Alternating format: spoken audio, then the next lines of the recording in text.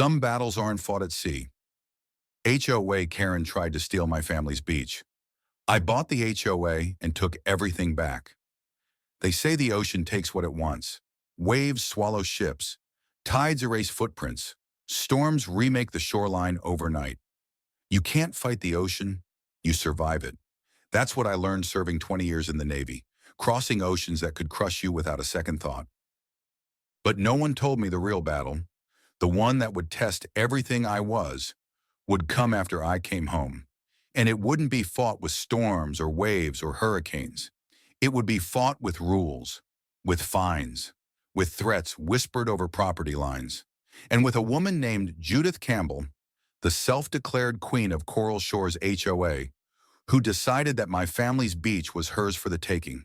She brought lawyers, she brought politicians.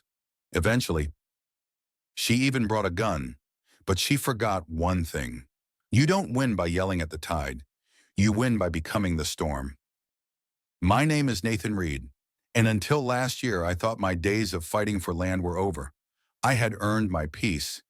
20 years serving aboard destroyers and carriers, chasing pirates, chasing hurricanes, chasing the illusion that someday I'd come home to something untouched. When I finally retired, it wasn't a condo I wanted. It wasn't a golf course. It was the place where I learned to walk, with sand between my toes and salt on my tongue. The Reed Beach. 300 yards of stubborn coastline on the edge of Coral Shores, Florida. My grandfather staked it in 1924. Built the first fishing shack, raised my father in a ramshackle house that stood so close to the surf that nor'easters sprayed the windows every winter. It wasn't pretty, it wasn't polished, it was ours.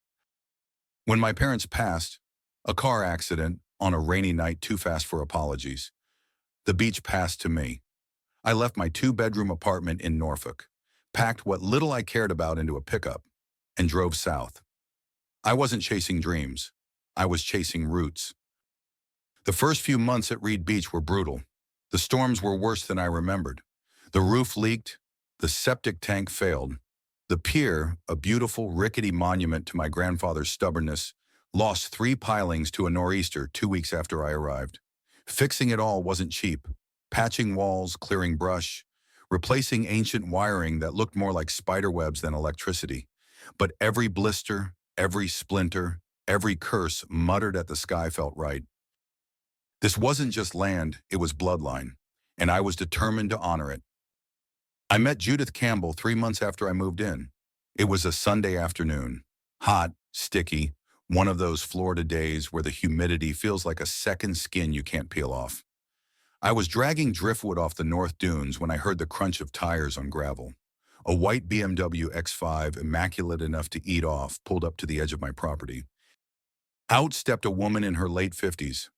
Perfectly styled silver hair, crisp pastel golf shirt, slacks that probably cost more than my first deployment bonus. Designer sunglasses perched like armor across her face. I wiped sweat from my forehead with the back of my hand as she approached, heels sinking slightly into the soft sand. "You must be the new caretaker," she said, her voice dripping with the kind of condescension usually reserved for waiters and janitors. "I'm Nathan Reed," I replied simply. "I own this land." Her smile faltered, only slightly, but I caught it. She extended a manicured hand, and when I shook it, her fingers were as stiff as a starch flag. "Judith Campbell, president of the Coral Shores Homeowners Association." "Pleasure," I said. It wasn't.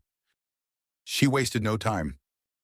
"Several residents have expressed concern about the state of your property," she said, eyes sweeping over my battered fishing shack, the ancient pier, the sagging roofline. "We maintain certain standards here.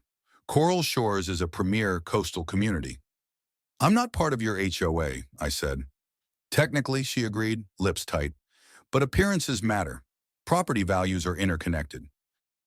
And there it was, the heart of the matter.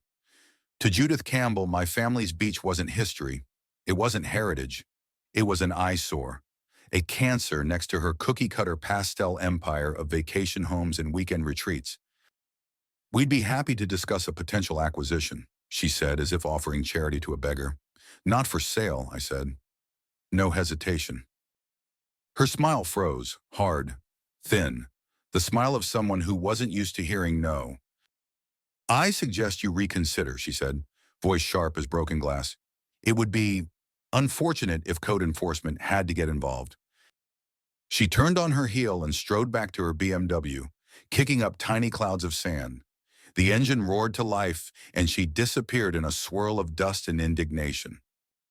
I stood there, boots planted deep in the sand, watching the dust settle. Somewhere behind me, the waves rolled in, steady, relentless, unbothered.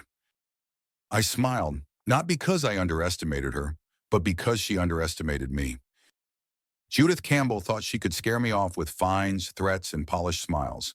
She didn't realize yet. The Reed Beach had survived hurricanes. It had survived wars. It had survived politicians, developers, and time itself. And it sure as hell would survive her. The first letter arrived on a Tuesday, folded neat and tight inside a pale blue envelope, the kind that smells like expensive stationery and bad intentions. The return address read, Coral Shores Homeowners Association Compliance Department. Not a court, not the county, not the sheriff. Just an HOA flexing muscles it didn't actually have. I ripped it open with a calloused thumb, the salt from my skin smudging the ink. Notice of violation, unauthorized structure, non-compliant residential building, fishing shack, landscaping violations, invasive plant species, sea oats and wild grasses, safety concerns, unregulated dock access, total fine, $5,000 payable within 30 days to avoid escalation. I laughed, out loud, a deep, rasping bark of disbelief that startled the seagulls nesting on the North Dunes. Sea oats were protected under state law. Removing them was illegal, but facts didn't seem to matter to Judith Campbell, only appearances. Jake McCarty, my grandfather's old fishing buddy, now semi-retired and semi-drunk most afternoons, ambled over from his trailer when he heard me laughing. "What's so funny, Nate?" he asked, wiping his hands on a ragged Bass Pro Shops t-shirt. I held up the letter. He squinted at it, then spat into the sand. "Judith's starting early," as he said. "Did the same thing to the Rileys over on Driftwood Lane. Buried them in fines until they moved." "They were in the HOA, though," I said. "Doesn't matter," Jake shrugged. "Judith don't care about rules. She cares about winning." The second letter came 3 days later. Another violation, this time for unauthorized livestock, apparently referring to the stray cats that roamed the beach like furry pirates. Fine, $750. Due immediately. Then came the third letter, and the fourth, each more ridiculous than the last. One fined me for public nuisance noises, meaning the sound of the surf pounding against the rocks at night. Another demanded that I immediately repaint my pier in HOA-approved colors. Approved colors, for a pier that had stood longer than Coral Shores itself. It would have been funny if it wasn't so vicious. Jake and I sat on the porch that evening, beer sweating in the humid air, watching the sun bleed into the Gulf. "You gonna pay him?" Jake asked. I shook my head. "Not a damn penny." "Good," he said, tapping his bottle against mine. "The only thing you get by feeding sharks is more sharks." The next escalation wasn't a letter, it was a man. He showed up 2 weeks later, driving a white pickup with Coral Shores HOA stenciled on the door. Clipboard in hand, cheap sunglasses, the kind of guy who thinks a fluorescent vest gives him authority. "Good morning," he said, fake polite. "Routine inspection." "Of what?" I asked. "Potential safety hazards," he said. He started snapping pictures of my pier, my house, my truck, even the driftwood art Emma had made out of scavenged sea glass. When he tried to step onto the beach, I blocked him. "You're trespassing," I said, voice low. "This is common access," he argued. "No," I said. "This is Reed land, private since 1924. He backed off, barely, muttering something about reporting non-compliance. Jake watched from the porch, arms crossed, jaw set. "Judith's playing for keeps," he said later. "You better start thinking like a soldier, Nate, not a fisherman." I did. I called a lawyer, a good one, Sharon Ellis, former JAG officer, sharp enough to cut steel with her words. I handed her the letters, the photos, the fake inspection report. She smiled. Not the kind of smile you give friends, the kind you give prey. They're making two mistakes, she said. First, they're assuming you're alone. Second, they're assuming you're stupid. She drafted a cease and desist letter, filed a harassment complaint with the county, pulled property deeds going back 100 years, and began sniffing around the Coral Shores HOA's finances. What she found made my stomach churn. Judith Campbell had been quietly buying properties along the shoreline, patching them together like quilt squares, aiming to create a contiguous stretch of land, enough to pitch a private beach resort project to out-of-state investors. But there was a problem, a big one. Reed Beach sat right in the middle, my grandfather's stubborn legacy, the one piece Judith couldn't stitch into her empire, unless she forced me out. The letters, the inspections, the escalating fines, they weren't about code violations. They were about pressure, control, submission. And if that didn't work, well, Judith had a backup plan, one that would make the fines look like polite suggestions. I just didn't know it yet, but I was about to find out in the worst way possible. There's a sound the ocean makes just before a storm. Not the roar of wind, not the slap of waves, something lower. A rumble you feel in your chest more than hear with your ears. A warning. That was the feeling in my gut the night everything changed. It started with a power outage. The porch light flickered once, twice, then died. I grabbed a flashlight from the kitchen drawer, its beam slicing across the living room, where the old family photos lined the walls. Proud black and white faces watching, as if waiting to see what I'd do. Outside, the wind picked up, rattling the fishing shack's warped window frames. But it wasn't the wind that bothered me. It was the silence beneath it. Then I saw the headlights. Two vehicles, parked just outside the edge of the dunes, engines running low. No one got out. No one said a word. Just sat there, waiting. I stood in the darkness for a long minute. Then, slow and steady, I pulled the old Remington from the gun rack behind the door. I wasn't looking for a fight, but I wasn't going to run either, not from my own front porch. After 10 minutes, the trucks backed away, tires crunching on gravel, swallowed by the night. I locked the door, double-checked every window, and didn't sleep. The next morning, a note was pinned to my mailbox. No envelope, just duct taped to the metal like some twisted love letter.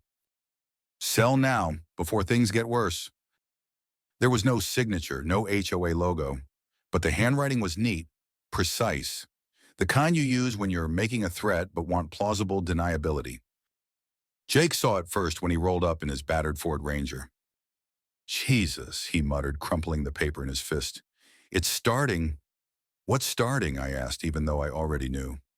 Judith's real game, he said grimly, the one they play when the fines don't work. That afternoon, Sharon, my attorney, confirmed it. Over black coffee and thicker court files than I cared to admit, she laid it out. Coral Shores HOA wasn't just Judith's kingdom. It was her cash cow. And Reed Beach, the last unbranded steer she needed to slaughter. She pulled out a file marked confidential, photos inside, dates, times, names, private investigators hired by the HOA, documented history of harassment campaigns in other towns Judith had developed, families pushed out through intimidation, anonymous complaints to child services, mysterious code violations, sudden property tax hikes, even alleged vandalism. They can't touch you legally, Sharon said, her voice flat, so they're going to try to break you psychologically. I wasn't built for breaking, but that didn't mean they wouldn't try harder. The next incident wasn't subtle. It wasn't a letter, or a note, or an idle threat. It was a brick through my front window at midnight. The crash jolted me awake, barefoot and heart hammering. Shards of glass glittered like deadly snow across the living room floor. The brick, wrapped in another note, landed with a heavy final thud. Final warning, seller regretted. Jake, awakened by the noise, came barreling over in his truck, shotgun across his lap. We called the sheriff. Deputy Markson showed up, a young guy fresh out of the academy, looking nervous as a cat in a kennel. He took one look at the shattered window and the brick and visibly paled. This, this could be serious, he stammered, jotting something down on a clipboard like it would somehow fix anything. Could be? I asked, voice low. Without video footage, it's hard to prove anything, he said, not meeting my eye. You don't have cameras, do you? I do now, I said grimly. Jake and I spent the next day wiring the property like a military base. Motion sensors, infrared cameras, backup batteries. I even called a buddy in Tampa who did security installs for high-end clients and had him rig up a cellular uplink. If they came again, we'd catch them red-handed. And they would come, I was sure of it, because when people like Judith Campbell lose the legal fight, they go feral. 2 days later, they escalated again. I was working on repairing the window frame when Jake yelled from outside. I dropped the hammer and sprinted to the porch. Spray painted in giant red letters across my battered old pier were the words, "Get out, this is our shore now." The sight hit harder than the brick, because it wasn't just vandalism, it was a declaration, an invasion, a claim. Jake stood beside me, fists clenched. "She's declaring war," he said. "Good, why," I replied, voice steel. "So am I." That night, under the salt-heavy sky, I made a decision. No more waiting, no more reacting. It was time to strike first, time to become the storm. There's a moment in every battle when you stop thinking about losing, when fear drains out of you, when anger burns itself clean, when all that's left is clarity. I hit that moment standing on my battered front porch, spray-painted insults drying in the sun, salt wind stinging the fresh scratches on my rebuilt window frame. I wasn't scared anymore. I was angry, I was clear, and I was done waiting. The first thing I needed was evidence, real evidence, the kind no HOA lawyer could wriggle out of. So I called an old friend from my Navy days, Aaron Shaw. Back then, he ran communication security on our ship. These days, he installed security systems for corporate clients in Miami. The kind of setups that cost more than my entire fishing shack. When I told him what was happening, he didn't hesitate. "I'll be there by morning," he said. "I can pay," I offered. "Hell no," he laughed. "You paid when you dragged my ass out of that sinking skiff in the Strait of Hormuz." Aaron arrived with enough gear to outfit Fort Knox. Infrared perimeter cams, hidden mics, drone surveillance, encrypted storage units with real-time cellular backups. By noon, Reed Beach was the most secure patch of sand on the Gulf Coast, and none of it was visible from the road. The next step was allies, because even the best evidence means nothing if no one's willing to stand behind it. Jake and I spent the next week talking to the older residents along the edges of Coral Shores, the ones who'd lived there before Judith's beautification projects had turned the place into a Stepford community with ocean views. We found stories, so many stories. Mrs. Goodwin, whose front porch garden, her pride for 40 years, was bulldozed after the HOA decided wild plantings lowered home values. Mr. and Mrs. Ramirez fined $500 because their grandchildren's bicycles were left leaning against a fence post for 2 hours. And old Doc Wallace, a retired vet who had been threatened with foreclosure over an unauthorized mailbox. The same battered post he'd installed before Coral Shores even had paved roads. Each story was a puzzle piece. Each fine, each harassment letter, each backroom deal Judith had cut. They formed a picture of corruption, a picture of control, a picture of a woman so drunk on power she didn't realize she was leaving fingerprints all over the crime scene.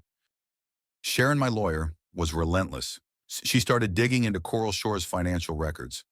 Turns out Judith had been siphoning off HOA funds for beautification projects that just happened to use her nephew's landscaping company, or her cousin's construction business, or her sister-in-law's consulting firm. Fraud, misappropriation of funds, abuse of authority. The list grew, and so did our case. Meanwhile, Aaron's surveillance started paying off. 2 weeks after the spray paint incident, our motion sensors triggered at 2:14 a.m. The cameras caught 3 figures skulking along the edge of my dunes. Spray cans, bolt cutters, and something else. Something worse. A can of gasoline. They didn't get far. Aaron, sleeping in his van near the property line, caught them red-handed. The footage was crystal clear. License plates, faces, cans in hand. Two of them were easily recognizable, HOA board members, Judith's inner circle. By sunrise, copies of the footage were safely tucked into 3 different cloud servers, a lawyer's inbox, and a private investigator's encrypted drive in Tampa. We didn't go to the local sheriff. We went higher, straight to the state attorney general's regional office in Tallahassee. Sharon knew a guy, someone who actually believed in enforcing the law, not just playing golf with developers. We filed a formal complaint, documented, time-stamped, cross-referenced. They opened an investigation within 48 hours. And then we waited. But we didn't wait quietly. Jake organized what he called coffee on the coast meetings at neutral spots. The VFW hall, the bait shop, even the old church basement on Main Street. Residents showed up, scared at first, whispering, checking over their shoulders. But when we showed them the evidence, the fines, the photos, the contracts, the surveillance footage, the fear started to crack, and anger took its place. We printed flyers. Coral Shores deserves better. We set up an anonymous tip line. We published HOA financial reports online. We showed the community how Judith's empire wasn't just corrupt, it was fragile, built on fear and lies. And once people stopped being afraid, Judith's reign began to crumble. She fought back, of course, filed harassment claims against me, tried to slap a restraining order on Jake for intimidation, claimed we were running an illegal political organization within Coral Shores. None of it stuck, because every claim she made, we had 10 pages of evidence to the contrary. The final blow came when the local news picked up the story. Sarah Klein, a reporter from the Channel 7 investigative team, ran a special, Trouble in Paradise, Coral Shores HOA Under Fire. Footage of the vandalism, interviews with residents, financial documents flashing across the screen, and at the center of it all, Judith Campbell, staring coldly into the camera as her empire unraveled in real time. That night, someone slashed the tires on my truck. Aaron caught them on camera, of course, another HOA board member, another nail in the coffin. By the end of the month, 43 residents had signed a petition demanding Judith's removal. 17 formal complaints were filed with the state HOA regulatory board. 2 state investigators were combing through Coral Shores records. And me? I was just getting started. Because while Judith scrambled to patch the cracks in her walls, I was working on something bigger, something she never saw coming. You see, what Judith didn't realize, what she couldn't realize, was that while she was busy finding me for unauthorized grass height, I was quietly negotiating to buy the banknotes on her house. Funny thing about greed, it makes you sloppy. And Judith's mortgage, like everything else in her life, was built on shaky ground. One more storm, one more big wave, and Coral Shores, Judith's Coral Shores, would be mine. If you've never seen someone realize they've lost, really lost, you're missing one of life's rawest moments. It's not loud, it's not dramatic.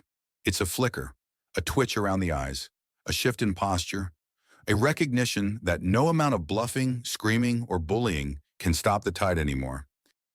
I first saw that flicker in Judith Campbell's eyes on a Thursday morning at the Coral Shores clubhouse, at the special HOA emergency meeting, the one she called to reassert community values, the one where she planned to rally her faithful, the ones she hadn't yet alienated with fines, threats, or petty tyranny. She didn't know I'd be there too, and she sure as hell didn't know what I was about to do. The room was packed. Retirees with tight smiles and pastel shirts, middle-aged moms with overpriced strollers, golf-shirted husbands who looked like they'd rather be anywhere else. Judith stood at the front, poised like a queen about to address her loyal subjects. There has been a coordinated campaign of misinformation, she declared, her voice slicing through the murmuring crowd. Certain individuals with personal vendettas are attempting to destabilize our beloved community. She didn't say my name. She didn't have to. Half the heads in the room turned toward me. I stood near the back, boots dusty, shirt sleeves rolled, a storm bottled tight inside my chest. I didn't move. I didn't need to. Not yet. Judith kept talking. Long-winded appeals to tradition, Thinly veiled threats about enforcement action, veiled boasts about strategic partnerships to ensure the HOA's future prosperity, meaning deals lined up behind closed doors, land grabs, and of course, total domination of Reed Beach. Finally, after an hour of self-congratulation, she called for new business. That was my cue. I raised my hand, slow, deliberate, like a man who had all the time in the world. The room hushed. Judith's jaw tightened. "Yes, Mr. Reed," she said, voice oozing fake civility. "You have a comment." "Not a comment," I said. "A motion." Gasps. HOA meetings thrive on predictability. Motions from the floor, especially from an outsider, unheard of, unthinkable. "This is highly irregular," Judith snapped. "Per Section 5 of your HOA bylaws," I said, pulling a printed copy from my back pocket, "any homeowner or financial stakeholder in Coral Shores is permitted to make a motion at regular or special meetings." I let that hang in the air. Stakeholder. Judith blinked, the first crack. "You're not a homeowner," she said. "You have no standing." "That's where you're wrong," I said, voice calm. "Last week I purchased the debt note on your property. And not just your," I added, looking around the room. 16 properties to be exact, including several current board members. The room exploded in whispers. Judith's face drained of color. "Which mean," I continued, "I hold majority lien interest in Coral Shores. And under Florida HOA statutes, I now have legal standing to propose an emergency restructuring of the board." Pin drop silence. Judith opened her mouth, closed it. Her hands fluttered helplessly at the podium. I stepped forward, not aggressively, just steadily, like a tide rising over a sandcastle. "Motion 1, I said, reading off my notes. "Immediate suspension of Judith Campbell pending a full independent audit. Motion 2, installation of interim board officers nominated and approved by the general membership. Motion 3, initiation of an HOA forensic financial review by state regulators." Someone, I think it was Doc Wallace, started clapping. Slow, measured. The kind of applause that isn't just approval. It's a funeral march for someone else's power. Within seconds, the whole room joined in. Some cheering, some crying, some just sitting there stunned, like prisoners seeing sunlight for the first time in years. Judith tried one last time. Tried to rally her inner circle. Tried to scream about fraud and coercion. Tried to spin the narrative that I was the villain. But it was too late. The new interim board members, ordinary residents, not political operatives, voted unanimously to accept the motions. The sheriff's deputy assigned to the meeting, on advice from the state investigator, escorted Judith out when she refused to step down. No cuffs. Not yet. But the look on her face, like she'd rather have been arrested than humiliated. I watched her leave. No gloating, no triumph, just quiet satisfaction. Because sometimes the best revenge isn't vengeance, it's justice. Over the next few weeks, the dominoes fell fast. The forensic audit confirmed $1.2 million in misused HOA funds. A class action lawsuit formed against Judith and her cronies. State regulators suspended Coral Shores charter pending reorganization. News crews parked at the entrance daily, catching Judith scowling behind hastily drawn curtains. Meanwhile, Reed Beach, untouched, unbothered, free. But I wasn't finished. Working with the new board, I pushed through reforms. HOA fees slashed by 30%.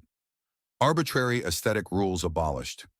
Residents given real voting power for major decisions. An independent ombudsman appointed to review any fines or violations. Coral Shores wasn't perfect now. No community ever is. But it was free. And that mattered. More than anyone who'd never fought for it could understand. Jake and I celebrated the only way we knew how. Cold beers on the porch. Watching the sun sink into the Gulf. Watching the tide roll in and roll out. Carrying away the last traces of Judith Campbell's reign. "You know," Jake said, tipping his bottle toward the horizon, "for a guy who just wanted to fix up an old beach house, you sure stirred up a hornet's nest." "Didn't start it," I said. "Just finished it."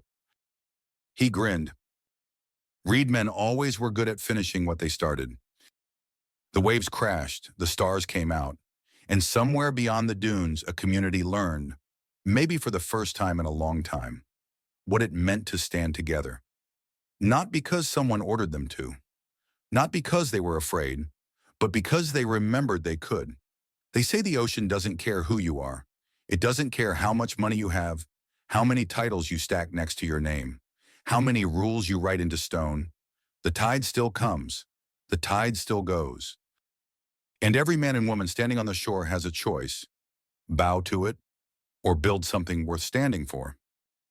When I came back to Reed Beach, I thought I was looking for peace, a place to heal, a place to remember. Instead, I found a battle waiting for me. One not fought with rifles or stormy seas, but with paperwork, fines, and fear. And at first I was angry, angry at Judith, angry at the system, angry at how easy it had become for good people to be pushed around. But somewhere along the way I realized this wasn't just about my family's beach. It wasn't even about the HOA. It was about something bigger. It was about choice. The choice to stand your ground when the easy thing would be to leave. The choice to fight for people who'd forgotten they had a voice. The choice to turn the tide. Not with fists, not with fear, but with patience, with truth, and with the stubborn kind of courage that doesn't make headlines, but makes all the difference. Today, Reed Beach still stands, not because of lawyers, not because of lawsuits, because of people. Because enough of us remembered that some things aren't for sale, not memories, not dignity, not legacy. And if you're listening to this, maybe fighting your own HOA battle, your own small war against people who think they can steamroll you, I want you to remember, you are not alone, you are not powerless, and you are never, ever too small to change the tide. Thanks for writing this story with me. If you found something here worth holding on to, whether it's a lesson, a little inspiration, or just the comfort of knowing someone else stood where you stand now, I'd be honored if you subscribe to our channel, HOA Karen Files, where we keep telling the stories that nobody else dares to. Stories about standing up, stories about remembering who we are, stories about the tides we choose, and the shores we refuse to surrender.